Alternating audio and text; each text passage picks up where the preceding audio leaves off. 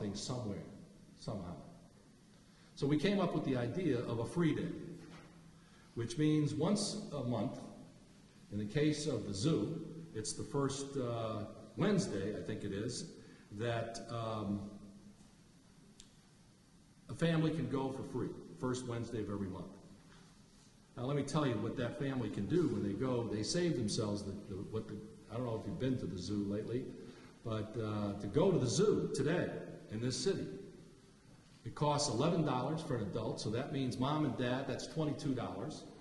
It's $8 for a youth who's over 12, so if a 13-year-old or a 14-year-old, that's $8. If there's two of them, that's $16. And if there's one child under 8, then they'll pay $5. So you're going to pay roughly $40 to go to the zoo today. That's a big ticket. That's a big ticket.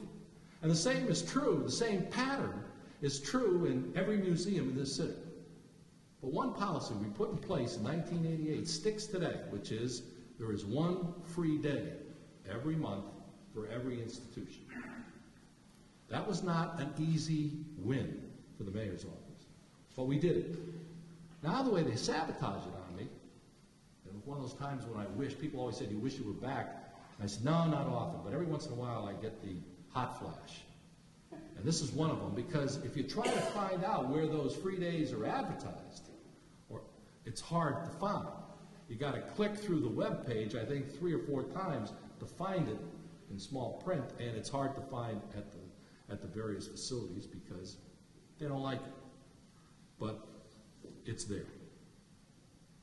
In any of these examples, nobody was evil. Nobody was corrupt. They were just preoccupied with their particular special interest and sometimes forget what the whole community needs and what their experience.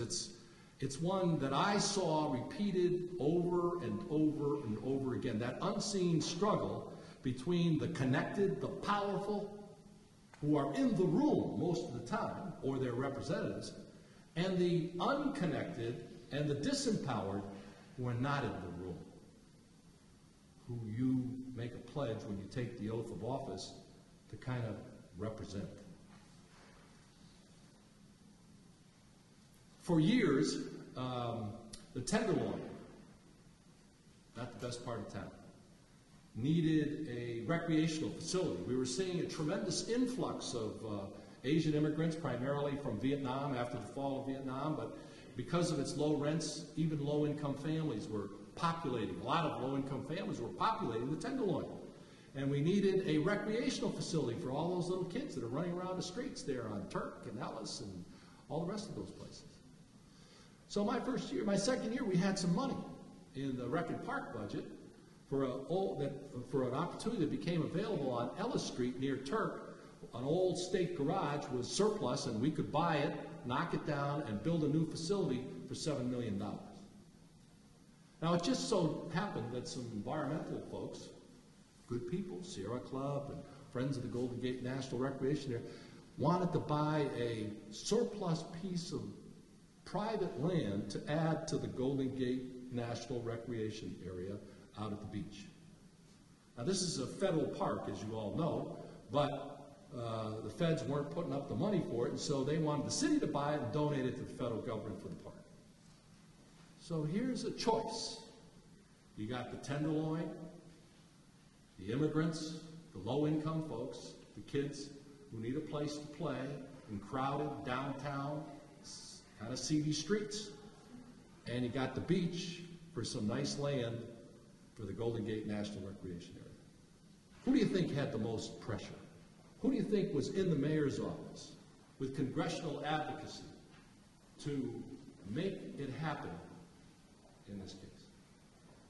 Doesn't take a rocket scientist. It was the Golden Gate National Recreation. Nobody was lobbying for the Tenderloin recreational facility.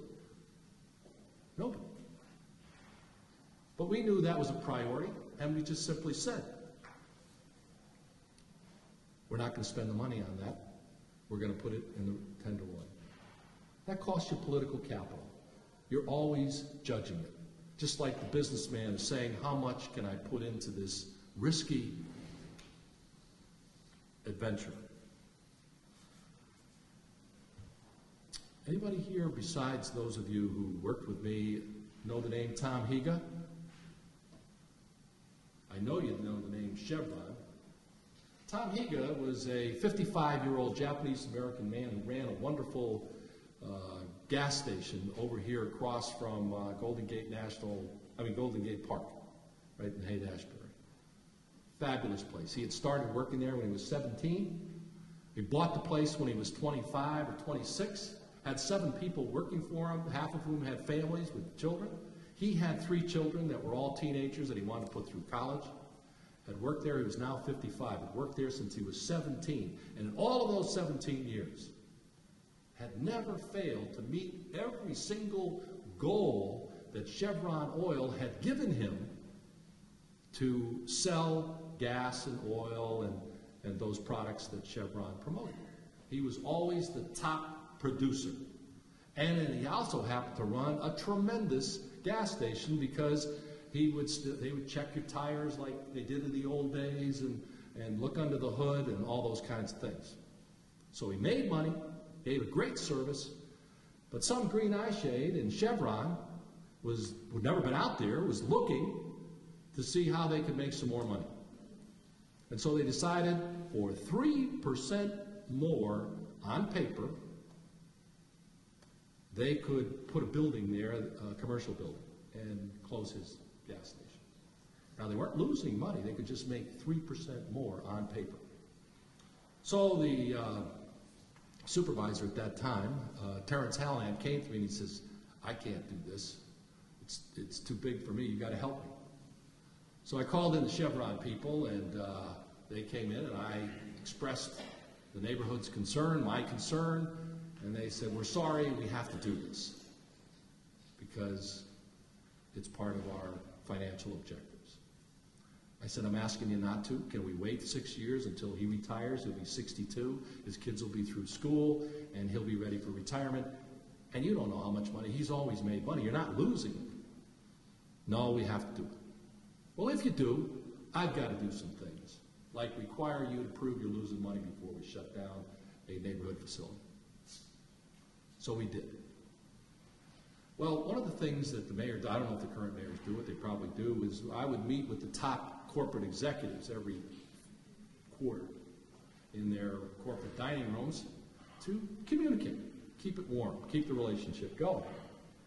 And so foremost McKesson, B of A, Wells Fargo, PG&E, Chevron, a whole bunch of them. And they liked the exclusivity, and they were important to the city's economy, and it was important for me to pay attention to them. And I did try and did do it every 3 months. And I frankly had a pretty good relationship, even though they didn't like some of my politics. We got along pretty well until that happened. So I went to the quarterly meeting, the luncheon, just them, just me, at the PG&E dining room, I think it was. And it was Dick Rosenberg. It was very chilly atmosphere. And it was Dick Rosenberg who said, it was a good guy, who said, Art, we're kind of upset with you over what you did with Chevron. I said, well, I understand that. I got that message, but I said, let me ask you something. Let me tell you from my... Here was a man who was 55 years of age, who had a family that he had to support, who had done nothing else since he was 17 years of age, had other people working for him who had their own families, had never failed to make money for the company, but on paper someone said they can make 3% by knocking it down and putting a commercial building on the site instead of waiting 6 years. I said, how much is enough for you? How much is enough for you? And it was drop dead silence. And Dick said, you know, the mere fact that you would ask a question like that is terrifying to us. And I said, but no one's giving me an answer. So let me ask it again. How much is enough? And the answer is, there's never enough. And it doesn't matter. What matters is the bottom line, how they were judged.